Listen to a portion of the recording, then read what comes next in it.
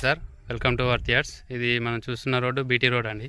ఇది village to village connectivity BT road అండి. ఈ బీటీ రోడ్డుకి ఆనుకొని మనకు ఒక 32 ఎకరాల సైట్ వచ్చిందండి. ఇందులో ఒక 2 ఎకరాలు 2 ఎకరాలన్నర అంతా వరి పొలం ఉందండి. ఇది రోడ్ ఫేసింగ్కి అన్నట్టు అని చెప్పని ఉంటుంది, నార్త్ ఫేసింగ్లో ఉంటుంది.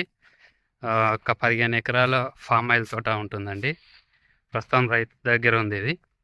ఇప్పుడు కనిపించేది ఇలా చుట్టూ ఈ సైడ్ చుట్టూరు అన్న టైప్ కనీలు ఉంటాయండి. ఇలా ఇక్కడ వర్క్ నడుస్తుంది, జేసీబీ వర్క్.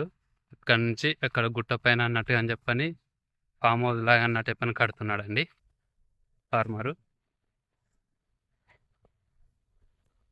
ఇందులో 2 బోర్లు అన్నట్టు అని చెప్పని ఉన్నాయండి. ఈ 32 ఎకరాల సైడ్కి 2 రోడ్లు అన్నట్టు అని చెప్పని అవైలబుల్లో ఉన్నాయండి. చూపిస్తాను. ఈ ప్రజెంట్ ఇక్కడ నుంచి అక్కడ గుట్ట పైన ఉన్న ఏరియా నుండి ఇక్కడ సైడు ఒక 15 ఎకరాలు ఉంటుందండి. ఇట్లా ఆ గుట్ట దాటినాక అన్నట్టుగా అని చెప్పని ఒక 15 ఎకరాలు ఉంటుంది. ఆ 15 ఎకరాల్లో ఫామ్ ఆయిల్ తోట ఉంటుందండి.